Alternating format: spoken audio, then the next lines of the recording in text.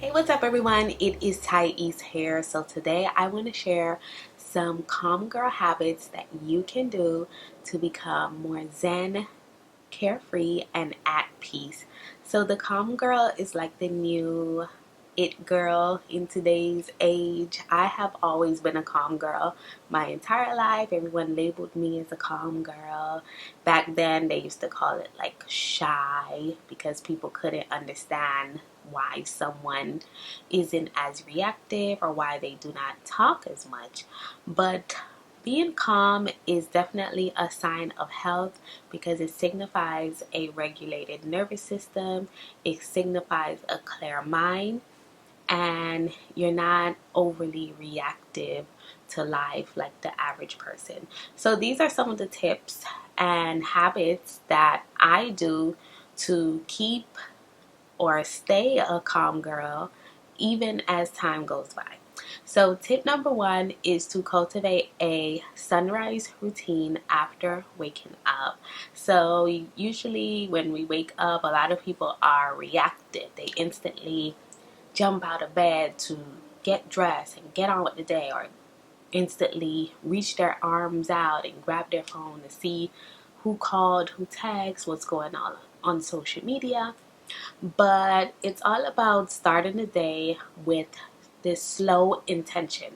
So, my personal morning routine consists of meditation, it consists of grounding, it consists of deep breathing. I do a bit of sound healing. I love to journal, go over things I'm grateful for. So, starting the morning in this calm, slow state definitely helps to carry this feeling and frequency throughout the day. So if you don't have the time in the sunrise, you can definitely switch it or alternate this for an evening slow routine. So you come home, you unwind slowly instead of just cramping down into your phone, or being super reactive. Okay, I need to call somebody and talk until it's time to go to bed. You can cultivate a slower evening by unwinding with some hot tea, maybe doing some journaling, gratitude, maybe doing some grounding, some sound healing, or even a nice warm relaxing bath. These are all things that's going to regulate your nervous system and allow you to feel more calm, and it's going to carry through your personality. Like, people are going to see the results of it. Another calm girl habit that I love to do is gratitude journaling.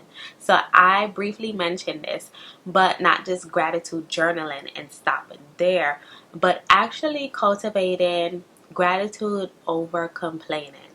So gratitude journaling helped me to shift my mindset to look at my life as half full versus half empty. So I'm always being grateful for things that I currently have in my life, knowing that, they can go away. And what if I don't have them? Wouldn't I miss them? Wouldn't I all of a sudden value them? So I just switched to valuing things right now in the present moment before that happened, because realistically, everything we have is a gift. It is a present. And there's someone out there who don't have something you have that will do everything to have it. So we shouldn't take anything in life for granted. So I don't really complain about life or my body or so many things that I have, because I'm so focused on just being grateful. And gratitude journaling helped to rewire my mind to be grateful more. So I would also recommend having a daily nature walk or spending more time in nature. Nature is very feminine. Nature is very common. Like, you cannot not go into nature and not feel how common it is. So I make it a habit to spend time with nature. I don't really go out to a park or garden every single day, but in my apartment, we have a lot of trees, we have grass that I can go downstairs and enjoy at any time. So I take advantage of that. And throughout the month, I make it a habit to always go to parks, beautiful parks, something with a lot of trees, a lot of flowers and grass. And I love parks that are like waterfront, so being next to a body of water is also common. I also go to gardens, Japanese gardens, botanical gardens that I'm a member of, so these are also a part of my wellness routine. Is spending time in nature. Nature is going to calm you down because nature actually activates the parasympathetic nervous system that allows you to just relax and just be zen. So make it a habit, find a tree friend, and visit that friend often. So I will also recommend getting into the habit of drinking hot tea. So hot tea is definitely a game changer because it forces you to be patient. It forces you to slow down. Because it's hot, you don't want to burn yourself. Of course, you are extra cautious and careful with it. It's not a drink that you just gulp down when it's hot. And the experience of drinking tea just refines you, give you a much more calm composure, because when you develop these habits in other areas of life, it also trickles to your personality, where you start to carry these lessons or these teachings that you're getting from something like drinking tea into other areas. Maybe you're waiting in traffic, and instead of being upset and aggravated, suddenly you find yourself just enjoying just being like, wow, it's not bad after all being in traffic. I can enjoy the beautiful cloud formations. I can feel the warmth of the sun. I can listen to my music a bit longer. So all of these things just helps you to refine your personality and become much more calm. So I recently, not recently, but in the past few years, I turned off all phone notifications, and I actually have my phone set up in time blocks to receive even calls and texts from people. So turning off all phone notifications help you to get out of that reactive state of constantly jumping to see, oh, somebody tagged you on Instagram, somebody comment, somebody liked, somebody, oh my goodness, somebody just posted a YouTube video. Oh my goodness, somebody, it just gets you out of that reactive mode. It forces you to only go on your phone when you choose to. And this helps you to slow down because you want to reduce as much reactivity as possible. So having no phone notifications has allowed me to remain super, super calm. And I also time block my regular phone calls and texts into blocks. So for like until 12 p.m. So from the night before, starting at 8, my phone notifications are cut off. Nobody could call me or text me. I'm not going to get it. And then my phone doesn't activate with notifications until 12 p.m. Of course, depending on your lifestyle, your family situation, you can adjust this. You don't really have to, you know, go with the same flow. You have to make it adaptable to your life. So, yeah, it gets me out of that state. So, when I do pick up my phone, I can pick it up when I'm ready to go on it. I can go on Instagram or TikTok or YouTube when I choose to go, not because I'm being constantly called to go, go, go, go, go, and check this, check that. No. So turn off phone notifications. So I would also recommend going to quiet places over loud and hyper places. So some of the quiet places that I love to go are libraries, museums, spas, and also botanical gardens. So if you go to these places, you will see that they are really quiet. Like these places forces you to just be silent, be still, to not talk much. And if you do talk, you are more like conscious of the volume of your voice. So you're much likely whispering, and it just forces you to just be quiet. So if you listen to loud, rowdy, aggressive music, this is shaping your personality. Music is not just entertainment, it's a frequency programming tool. So I listen to really soft, mellow, calming music.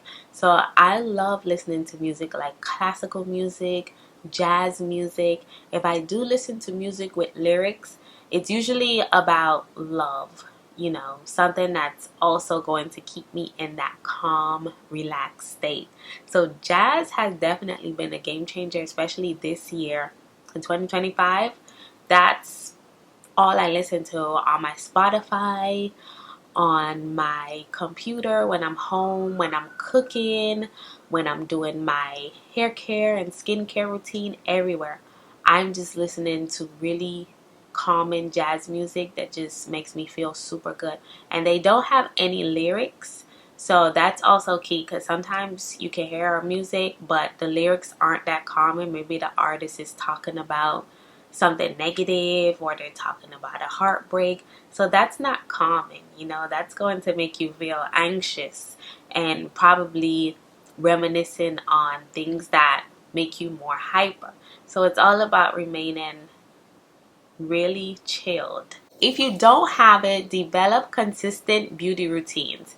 So hair care routines, skin care routine, body care routines, bath routines. You want to have all of these different beauty routines that you perform at least once a day. So beauty routines forces you to slow down. It forces you to face yourself. It forces you to nurture yourself, which allows you to remain in a calm state. So definitely make it a habit to have beauty routines, whether it's just a three-step skincare for the day. Go in gentle, slow movements when you're doing these things. A big thing I notice, especially in my wardrobe, is being intentional with the type of clothing I wear. So I try to wear more flowy clothing like skirts and dress. And if I do wear pants or shorts, I go for something with stretch. So sometimes our clothing can be really, really uncomfortable, restrictive, tight, or painful. And this rubs off in our mood as well.